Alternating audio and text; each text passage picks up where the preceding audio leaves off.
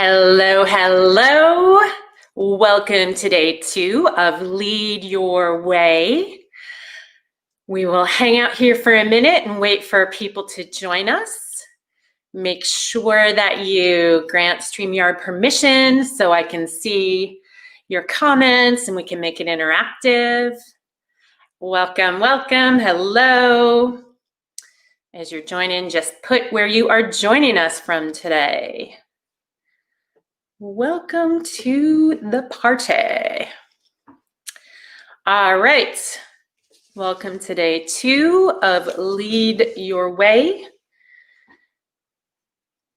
Thanks again to everyone for a great session yesterday and the fabulous engagement in the Facebook group. Welcome, welcome.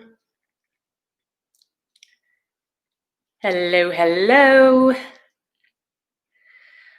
Okay. As we did yesterday, make sure that you have something to take notes with. We're going to dive in. We've got a lot to cover. Make sure you got your handy dandy workbook with you. All right. As we are waiting, hello, for people to join. Just make sure you pop in and say where you're joining from. I know that we have a number of people too who are watching this on the replay because they're in other parts of the world besides the United States. So if you're watching this on the replay, just put replay and let us know where you're joining from. That's always fun to see who we've got joining. All right. So make sure that you have granted StreamYard access. Just like yesterday, today is day 2 of Lead Your Way, and we're going to make it interactive. So I want to be hearing from you in the comments. This streaming program that I'm using, StreamYard, I can't actually see your names, but I can see your comments and I can see where you're from.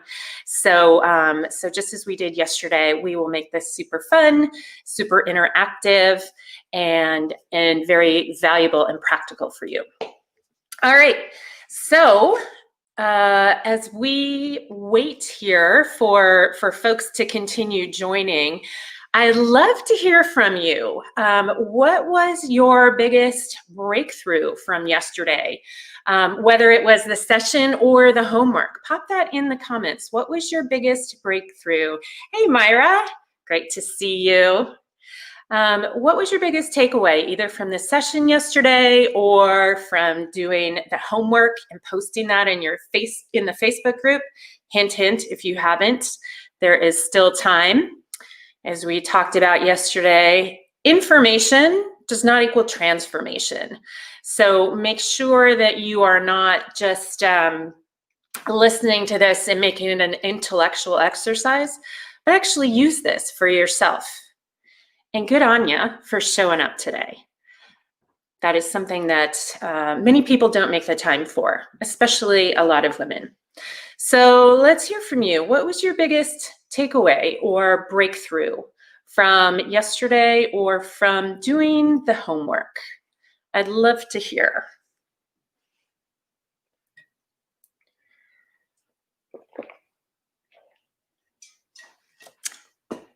All right, I'm just checking out, see if I can see comments also. It's funny, in the age of Zoom, don't you feel like you have to look at a million different screens and devices to be able to take everything in? Okay, so breakthrough was really challenging yourself to think about what you can do. You took 5 deep breaths this morning. Awesome, way to go. So did I. A couple of times, great. Okay, so if anybody has joined and hasn't, let us know where you're joining from. Just pop that in the chat along with what was your biggest breakthrough from yesterday, whether it was the class or the homework. Would love to hear. Okay. And I know that some people weren't able to join yesterday, and today is going to be their first day. So if you are here, just drop a 1 in the chat and let us know that this is day 1 for you. And again, if this is, this is the first time you're watching this, if you're new to what I do, my name's Christy Consular. I'm a leadership consultant and executive coach, and I work with leaders and teams globally to help them up-level their leadership, especially when they are at inflection points in their lives, in their business. So I'm especially passionate about helping women leaders, and that's a specialty and a passion of mine. Okay, so we see walked on the beach this morning. Oh my gosh, that sounds wonderful. How lucky are you to have a beach near where you are too? I don't take that for granted. Distinction of information versus action. Yeah, the importance of a morning practice to set up the day. Yes, super important. Anybody else do a morning practice, some sort of a morning routine today to get yourself into the right mindset? Okay, let's see. Realize you're very demanding on yourself. Yeah, prioritizing and acceptance was something you really need to work on. Absolutely. Excellent, good. It's funny. There's this tension, right, for high achieving people. Being tough on yourself drives you to a certain point, right? It gets you to a certain level. And then once you reach that level, it starts to lose its positive impact. It can actually work to your detriment. And so I'm going to review the concepts really briefly that we talked about yesterday. But if you remember, I talked about new level, new devil. And when you've fully grown as far as you can with your current mindsets and your inner game, right? Your beliefs, your assumptions about yourself, you'll hit a ceiling and you'll realize that some things are actually holding you back that got you to where you are.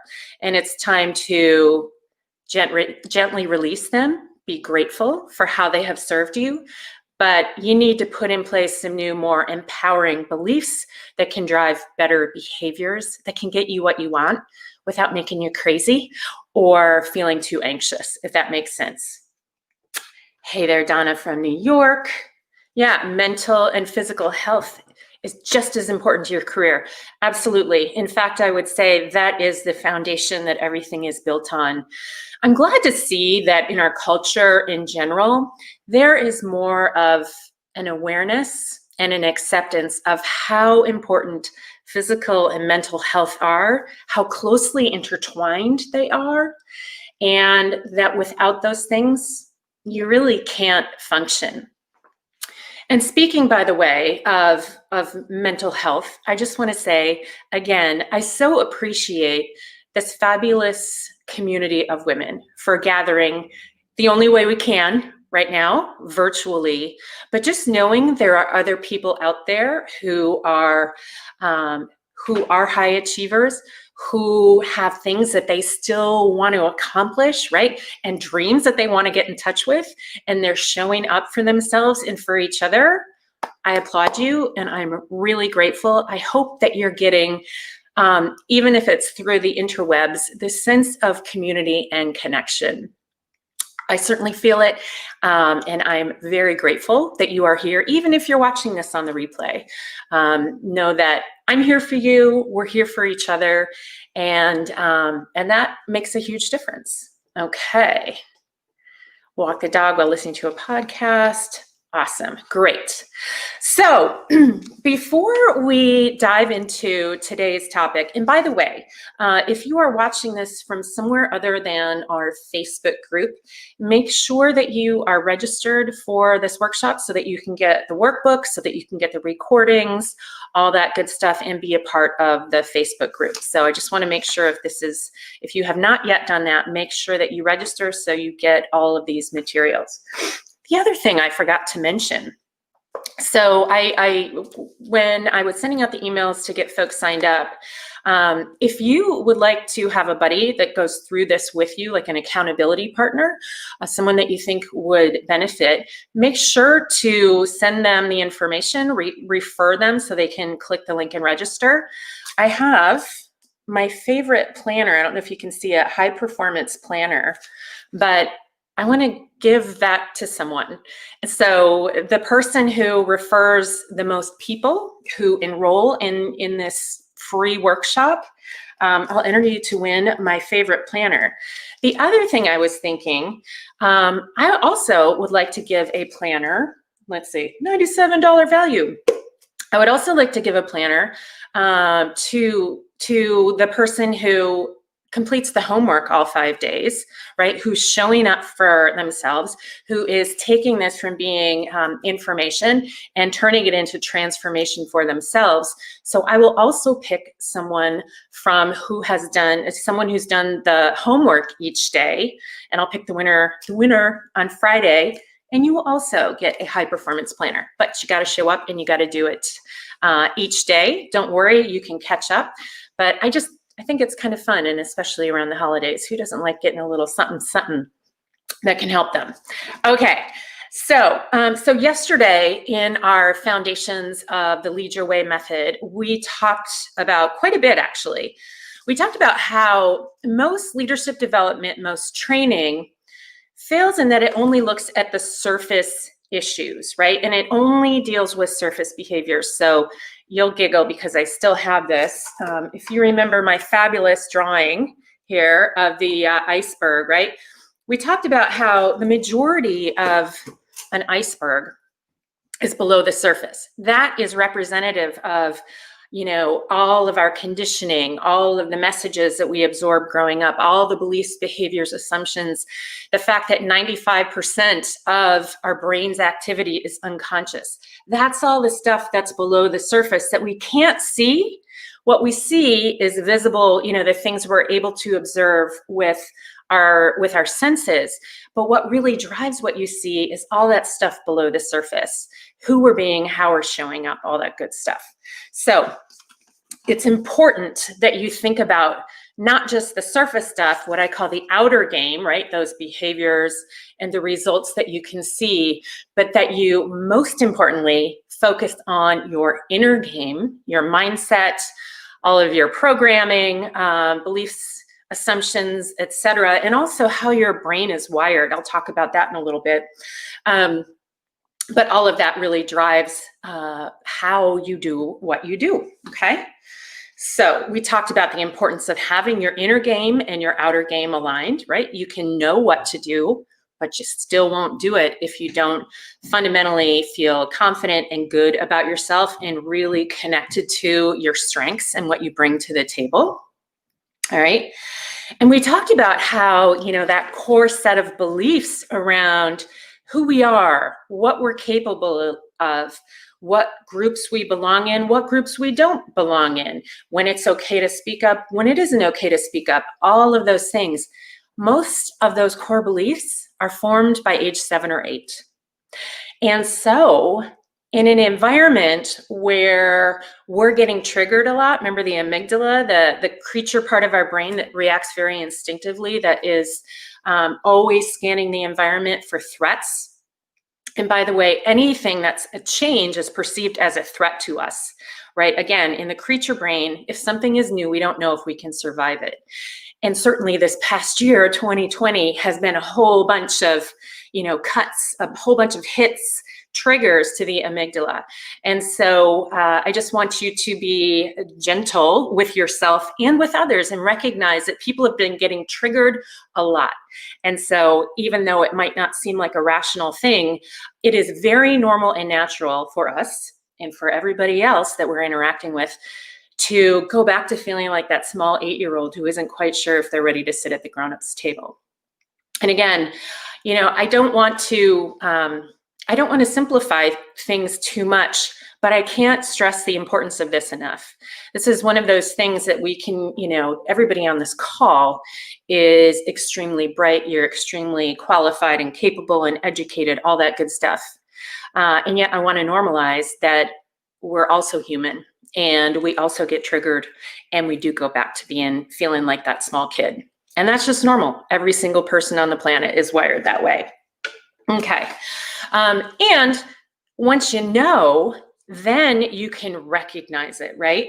So as we talked about just a couple of minutes ago, the programs, the internal messaging, all of that stuff, it serves us to a certain point. And then when we're ready to up level, we have to offload the stuff that's no longer working, right? And again, that's a longer process, but that's how it works. Okay. So, and Diana already mentioned it, but I'm curious to hear, we talked about, how to get out of that fight, flight, or freeze reaction. Who remembers how you do that? Pop it in the chat. This is your quiz of the day. Who remembers how to get out of fight, flight, or freeze, that reaction, and into the prefrontal cortex, the more rational part of your brain?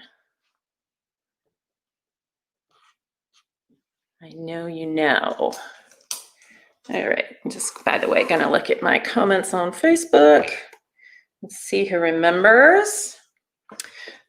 Okay, it's from 90 seconds of deep breathing. Yes, 5 deep breaths. And again, it can seem like a long time, but it's actually crucial. And once you do that, it lowers your stress hormones, your cortisol goes down, your adrenaline goes down, you get into your prefrontal cortex, and you're able to reason with yourself. But the first thing is to recognize it and to make it okay. So when you notice that you're getting triggered and you're feeling kind of on edge and, anxious, make it okay. Take some deep breaths and make it okay. Because again, everybody's doing that. It happens to everyone. Something about 10 minutes of deep breathing. Yeah, if you can do 10 minutes, absolutely. But 90 seconds is like the bare minimum. So, okay. So we talked about the 4 pillars of the Lead Your Way method, and we're going to cover this content in depth over the next 4 days. So today we're going to talk about how do you influence authentically so that you can have your voice heard, right? So you can get what you want and feel a sense of personal power and have the impact that you want to have, right? To do the things, to accomplish the things, to make the impact that you are meant to make. So that is what today is about, is how to influence authentically. Again, where you're not trying to be someone that you're not, but you are the most effective version of yourself. And you are highly skilled at being able to work with a variety of different types of people. And this is something that serves you, obviously, not just in the work environment, but also in all aspects of your life, right? Your personal life as well. Tomorrow is Operating in Your Zone of Genius.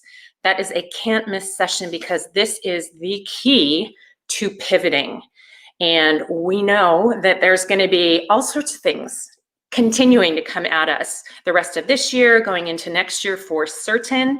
And so it's really important to know how to tap into your strengths, your passions, and figure out where you can apply your talents and be the most effective, the most engaged, the most excited, and, frankly, where you're having the most fun. So that is tomorrow. On a Thursday, we're going to be talking about growing your income. Very important, especially, again, for women who typically under-earn men. And I'll share some stats, which will probably surprise you. And we're talking about both using your relationship networks, but also your neural networks. Again, that mindset, the inner game of leadership in order to help you with that. And I can't stress this enough. This is incredibly important. This is something that I see women selling themselves short in terms of what they ask for, in terms of what they expect and what they believe they can have. And truly, through participating in trainings, past people that I have worked with have added several zeros to, or have gotten like multi 5-figure and 6-figure increases from using this information. So you absolutely need to, show up for that and really think about how, what more you can, what will be possible by you being more financially secure. And then day 5, Friday, we're going to talk about taking empowered, courageous action. So we're going to be building out your plan for 2021, okay? You're going to walk away with a very specific example of what you're doing in the next week, in the next month, in the next quarter, in the next year. So I can't wait to see what people come up with there. Don't forget, by the way, make sure to do your homework every day so that you can win a planner. You can be entered to win the High Performance Planner. Okay, so we talked about yesterday how, one of the big takeaways is that your mindset drives your behaviors drive your results. And so if you don't like the results that you're getting or you want to shift those, you need to go back not just to the behaviors, but all the way to the mindset, right? Because if you change your mindset, you actually change your behaviors. And so we're going to do a deeper dive into that today. And make sure that you have your workbook with you because we're going to start filling that out now. Okay. So everybody knows that having influence it's powerful, right? And it means you're listened to, it means you're respected, it means that your voice is heard, right? And that you have a seat at the table. And so I want you to take a moment and think about someone that you know or someone that you've known in the past who was very influential. What was it about that person that demonstrated their influence? Like, how could you tell that they were very influential? Go ahead and pop that into the chat. What was it about that person that let you know that they were very influential? I'm going to drink some water. I love this color. I'm starting to buy more and more things this color. My husband and my kids are joking that pretty soon everything in our house is going to be this color, but it reminds me of like the Caribbean or something. I love it. So what is it that signals that someone is very influential? Go ahead and pop that into the chat. And I'm just checking out to see if if I am able to see anything in the Facebook group. Okay. Of course I'm not. All right. How others reacted to and engaged with them. Yep, absolutely. Yeah, there's some people, they don't have to say anything. They walk into a room and there's just a shift, right? There's a shift in people's body language and energy. And yeah, you might have heard, by the way, it's only 10 to 20% of communication that is actually verbal. A full 80 to 90% is your body language, your inflection and tone of voice. It's those, the things that aren't the words that really drive the majority of how you are perceived. Other people want to introduce them to you. Yep. You want to listen and you want to act on what they say. Yeah, absolutely. They're kind of magnetic, right? Calm confidence in the way they communicate. That is a phrase I use all the time, is showing up with calm confidence. There's something so powerful about that, but in a way that's not overbearing, right?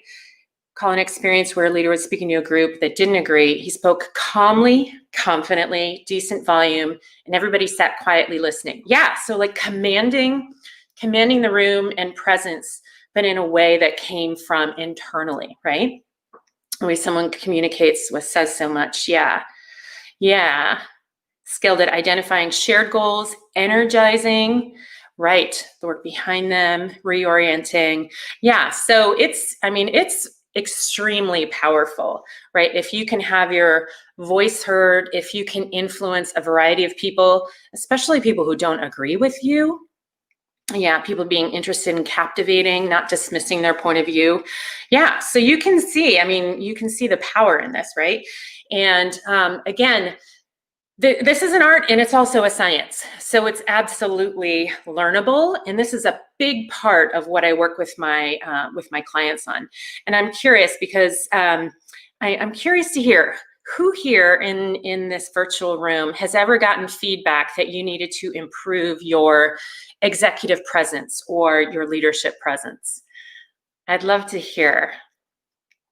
Who's ever been told that you need to put your you need to improve your executive presence or leadership presence? Just put a yes in the comments.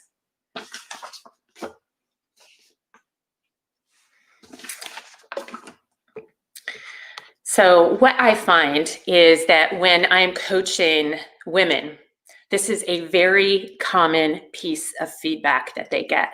She just doesn't have the executive presence, or she needs to increase it, right? That one, and she needs to be more strategic. She needs to, she needs to show up more strategically, right? Those are the two, I would say, almost universal pieces of feedback that women get. Yes. Okay, so yeah, this is not surprising to you, and it shouldn't be, because I consistently hear that. There's something about how women leaders are perceived, and something that needs to shift in order to exude that calm confidence, right? So as I mentioned, it's an art and a science, right? And yes, certainly the words that you say matter. That tends to be what most people focus on is, well, how do I craft this message? How do I phrase it just the right way? And that's important. But again, it's only 10 to 20% of what is actually coming across. So a big part of being influential and communicating with authority and gravitas, as they call it, is body language, tone of voice, pacing. It's a number of different things. Okay, so I'm gonna share an example with you of a woman I worked with, very senior woman. She was the only woman on the executive team. It's a very well-known company, and she was also the only woman. Well, so she was the only woman on the executive team, and also the only person who didn't have a C-level title, okay? So everybody else had a C-level title. She was a member of this team, but she didn't yet have that title. And there was definitely dysfunction in this group. And what she found was that consistently there were specifically two people, the CEO and another person, who were butting heads. And it was this unspoken conflict. And what she found was that the meetings would go sideways, and there was just this tension in the room. They weren't able to actually do the work and be productive in a way that they needed to. The company was also at a pivot point where it needed to shift how it made its money. So the stakes were high. And as you know, a lot of times when there's that pressure, it's like people hunker down, and the conflicts become magnified. And unfortunately, a lot of people don't know how to deal with or address them. And so this woman found that she was always smoothing things over. So before and after meetings, she was, having conversations with people, trying to help them see the other person's point of view.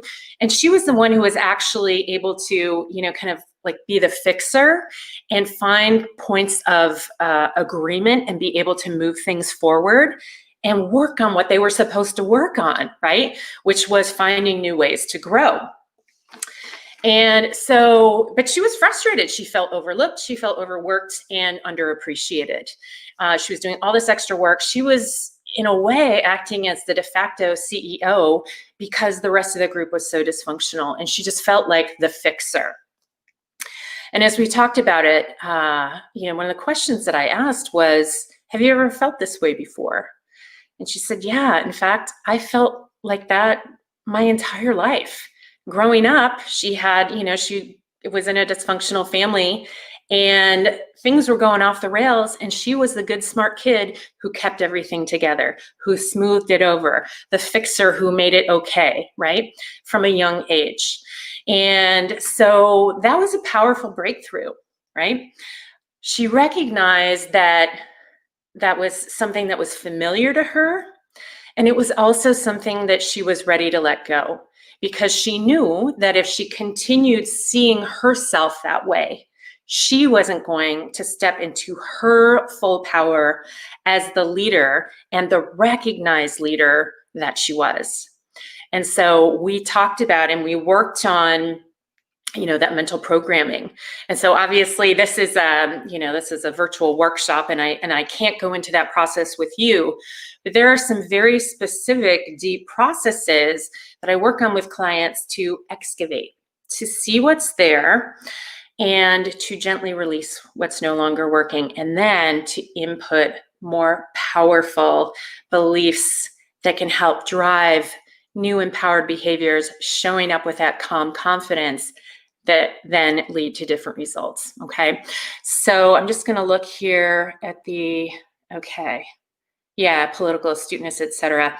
So bottom line, I want to finish this story for you. So what happened was we did a couple things. First of all, we worked on upgrading her mindset and how she showed up, how she presented herself, and how she felt about herself, right? She had to change her model of who am I going to be and what's the highest value I have to provide. And she realized, you know what? I'm driving things forward. And I deserve to be recognized for that. So she had a conversation. She asked for an increase in title, and she became the president. She became the president of the company. She subsequently left, and she's now the CEO of another organization. But that is the power. She had to see it first, and she had to appreciate how it got her there, but then also take on a new identity. Does that make sense? So hopefully you can see the power in this, the power of an upgraded mindset coming from a place of empowerment, fully seeing and stepping into your value is key. Okay. So, all right, so let me know, any questions so far? And if there's something that's particularly resonating for you, just put breakthrough and what it is, because I like to know what is landing with people. Okay. But again, I just want to dispel the myth that you can go read a book or, listen to a podcast or watch a video. Those things are helpful, and absolutely do that. And at the same time, if you feel like you keep bumping up against something or you notice certain patterns repeating, it's because you have some deeper work to do, and that's okay. Everyone does. Everyone who is growing does. Okay. So, but again, once you get command of the inner game, that outer game stuff becomes easy. A lot easier than if you just try, well, if I say this, maybe. No, you have to change where you're coming from, and then it becomes a whole lot easier, right? So I'm curious, has anybody here ever struggled with being the people pleaser or the workhorse, right? The dependable workhorse, and feeling like maybe you're not getting enough acknowledgement for all that you do? Let me know in the comments. How did she realize what she had to do? So we worked through it. We talked through it, and we did role play. We went deep into it. I also, when I work with clients, I give them a neuroscience-based assessment. So we see how, your particular brain is wired. So there's nature, nurture. Both things are important. And so we worked on, the nurture, right? The environment, the messages that she grew up with, and kind of what were success strategies for her before, recognize what did and didn't serve her. And we also looked at her communication style and just like her neuroscience wiring. And with both of those things, developed a strategy. Okay. Let's see here. How do you handle as a woman leader in spite of you trying to project with calm confidence when the men in the room try to bring you down? That's a great question. And I would say it depends, but a couple things. First of all, there is incredible power in being neutral. In being neutral and being unflappable. Now, this is a practiced skill, right? So again, you'll get triggered. That's normal, right? The amygdala, we all have that. We all get triggered. And at the same time, what you can do is you can practice. If you imagine, a visual that I like to share with women is kind of a shortcut, is think about the difference between in Africa, in the African savanna, a lion walking through, they're slow, they take their time, they look around, they might lick their paw, and they just show that they've got this, that they're unshakable, and you can't really mess with them no matter what. And then you have, right, like the wildebeest and the gazelles who are constantly looking around and nervous, and you can see it in the body language. And so there's a tremendous power in having a neutral stance, in physically taking up space, and just showing that you're in command and not visibly showing that you're getting triggered. Now, I will say it also requires some advanced mindset work in terms of deciding, A, do you agree with them? B, what is, who do you want to show up as? And what does that person do? How do you see her? What kinds of things does she do in that type of situation? And then you need to step into that. So that's my shortcut answer without knowing the specifics. Let's see here. Yeah, okay, so breakthrough, only 10 to 20% is the actual words that you say. Yeah. What would be your best advice for self-working on this? Again, there are great videos, there are great podcasts, that sort of thing.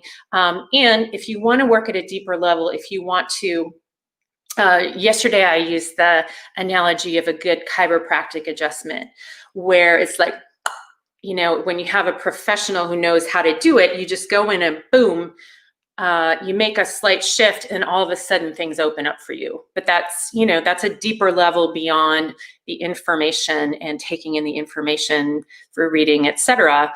It's about the deeper level and the transformation. Yeah, in the workforce and don't feel like you're getting the recognition. Yeah, so that is not uncommon. All right. So let's see here. I talked a bit about, so one of the questions was with this person that I worked with and how she realized what she needed to do. I talked about how your brain is wired. And so there's actually a wonderful woman, neuroscience researcher. Her name is Dr. Helen Fisher. And she has developed this system, which is really state of the art, for being able to understand how our brains are uniquely wired. So if you've heard of DISC or Myers-Briggs or Insight, something like that. This is sort of the version 2.0 that's based in science. But part of what you do when you get this, I don't have one with me to show you, but when you get your own custom leadership report and profile, as you can see, these are the things that are not going to land with people who are wired differently. So this is how you should communicate with them in order that they hear it. All right. So that's something that I do too. That's kind of more of a custom thing. And obviously we can't do that in this virtual free workshop, but it's important because it shows you, there's specific sections of this report. It's created specifically for the work environment. So it talks about how can you be more influential with certain types? How do you communicate with this type of person versus that type of person, etc. The disease to please. It was a wow moment. I haven't heard of that one, but I love that snappy title, and I think we can all relate to that in one way, shape, or form, right? Okay. So again, knowing how you're wired, knowing your leadership profile, understanding the messages that you received, your programming are really crucial. So here is what I would like to do. I'm going to come back to this worksheet. So at the very top, the biggest driver of your ability to influence successfully is who you are being and how you are showing up, right? Who you are being means, what is your internal identity of yourself? How do you see yourself? How does she project that calm confidence? What does she believe she's capable of? Where does she feel that she belongs? How important does she think her voice is, right? And by the way, I am not trying to shame anybody and say, oh, you're weak. No, but it's something that we again, the traditional leadership and MBA programs, I went through one of those. They don't talk about this, but it's really important. It pretty much drives everything. I'd say it's a good 90 to 95% of how you show up is that, again, that subconscious stuff, but it really drives everything. And how you're showing up, right? So again, back to the mindset drives your behaviors, and your behaviors drive your results. So let's talk through a simple influencing model, and we'll see how this lands for you. So the first thing that you need to do, and this is probably going to sound really simple, but it's so critical, and so many people don't do it. Number one is determine your objectives. You would be surprised how many times people don't stop and think about, what is it that I want to get out of this communication or this conversation, and be really clear on what is the outcome you would like to have, and how do you want to come across? What is your intention for the tone that you want to set with this meeting, right? You need to be intentional, and you need to be able to boil it down to a simple statement. If you can't, then you need to go back and do more thinking on it so that it's clear, all right? So determine your objectives. Secondly, diagnose their worldview. What do they really want? There's the surface issue, which can be about whatever the presenting issue is. Maybe it's a disagreement. Maybe you're trying to get approval for something, etc. Maybe you're trying to get a client to buy something. And then there's the below the surface issue. And as we've been talking about today, it's the below the surface stuff that drives what you see on the surface, right? So, what's beneath, what's underneath the water with the iceberg? Do they want to be seen and heard? Do they want to be acknowledged? Do they want to feel like they're getting something? Do they want to be the expert? Do they need understanding? What is it? What is below the surface? What is it that they really, really want? Excuse me. And take a drink of water. That's important. So what's the below the surface stuff that you think that they really want? And then number 3, diagnose their communication preferences, okay? So again, not everybody here has a neuroscience profile, but you think about, do they generally like data? Do they like the big picture? Do they resonate with stories? Do they like to be an editor and tweak things that you say? Like, what is it? How do they like to be communicated with? What do you notice from, past interactions with them, or even what you've heard about them? Like, what are their communication preferences, and how can you adjust your style in order to give them some of what they prefer, right? So we all come from, our own set of preferences, and we react automatically. And we don't recognize that that's one particular take on things. Other people are wired very differently in terms of how they like to take in information. So you really need to diagnose their communication preferences, and then connect authentically and seek win-wins. So communicate with them in a way that they can actually hear you. A lot of times what I hear, for example, from people, and again, this comes back to the executive presence and strategic thinking, is, this person, they go into a lot of detail, and they do a really, they kind of get down in the weeds, and they don't step up and just give me the plain language story. They don't net it out, right? So that's a particular preference, and it's one that I hear a lot.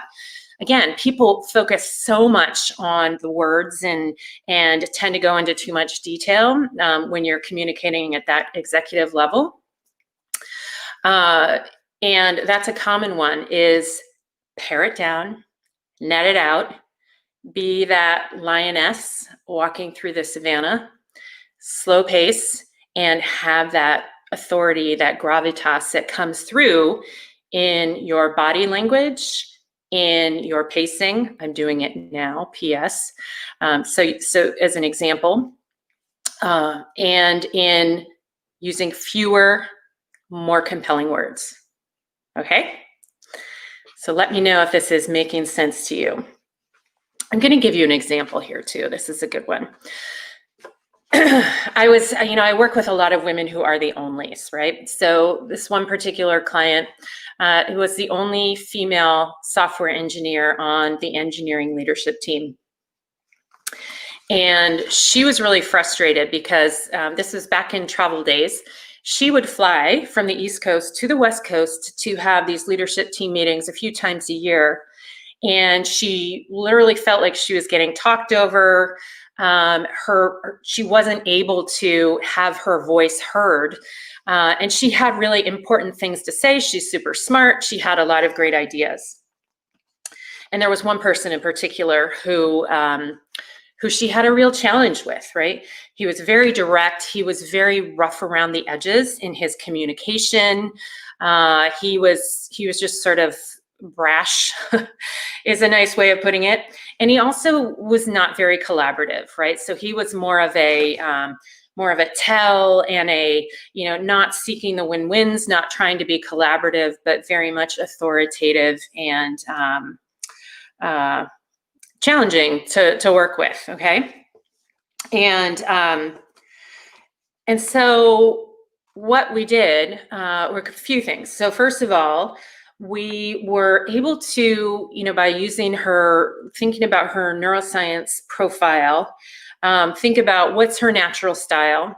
And hers was very much around seeking common ground, consensus. Great, that's not a way that she's going to break through with him.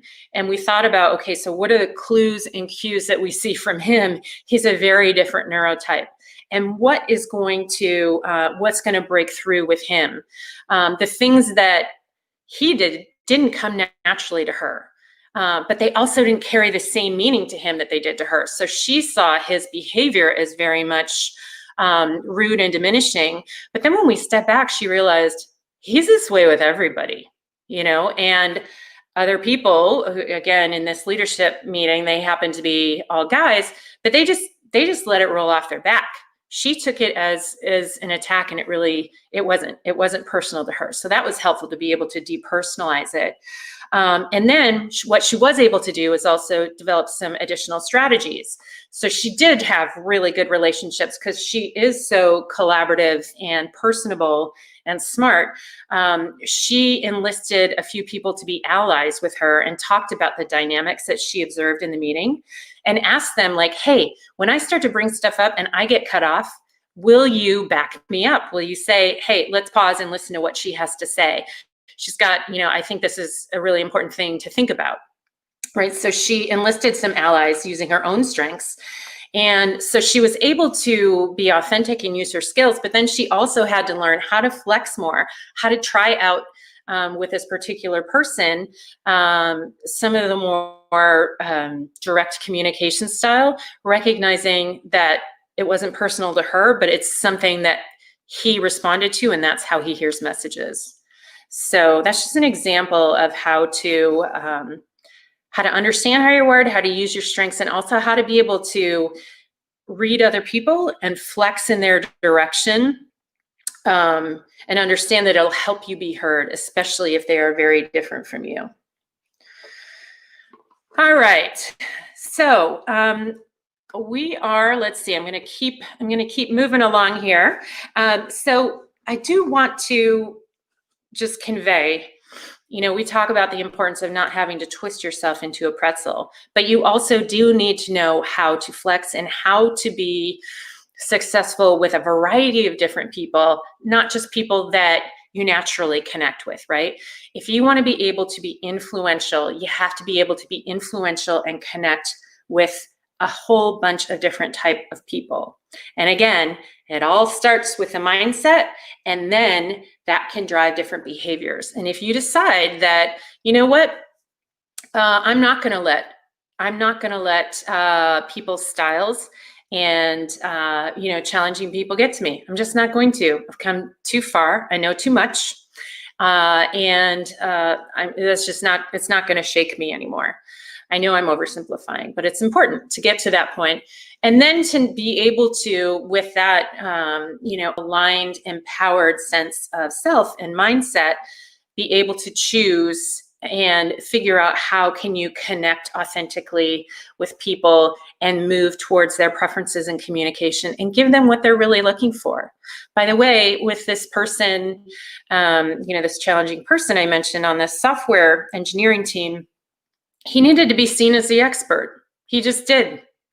And again, it wasn't personal. That's just like he needed to be acknowledged for all that he knew. And he was really bright. He was just extremely rough around the edges.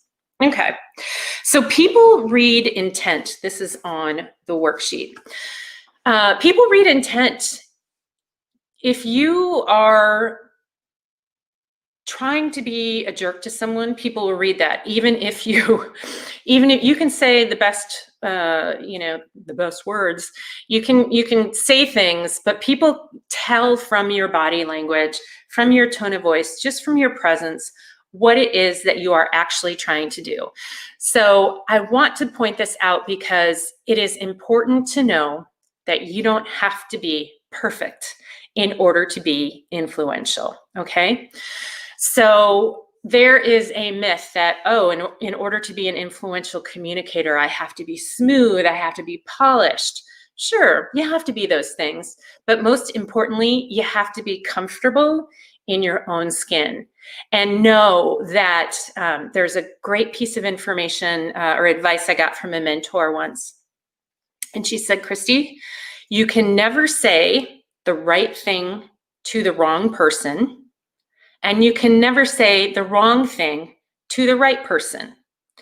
Meaning, don't worry so much about it. People can tell if you are coming with good intention and you are looking to share information and you are seeking to connect authentically and you are looking for ways to help get this person what they want, they'll be able to read that, and you don't need to be perfect in order to do it, okay? So don't forget that. People read intent, and that's important, who you're being and how you're showing up most of all. Seek first to understand before being understood. So, did anybody ever read The 7 Habits of Highly Effective People by Stephen Covey? That is one of my all-time favorite books and one of the things that first got me interested in leadership development. But that's one of the 7 habits, is seek first to understand, then to be understood. What's going on for this other person? How can you remove yourself from the equation and step back and look and get curious about, I wonder what's going on for these people. I wonder where they're coming from and how I can connect with them and communicate in a way that they can really hear it well, okay? And related to that, this next point on the worksheet, empathy is a superpower in influencing. So if you can depersonalize things and instead get curious about, I wonder what's on their mind. I wonder what sorts of things, what sorts of priorities they're concerned about. I wonder how I can, net it out to a few things that really land with them. And think about it from their perspective. That will help you be very influential. And so this last point is, even if you disagree, come from a place of curiosity. Because when you can step back and look at something and be curious, then you're able to step into your power and say, okay, I wonder what this person could be thinking. I wonder what they might be concerned about. I wonder how I could help them get something that they need, that they would value. All right. So that is the overview of today. And here is what I would love for you to post in your homework.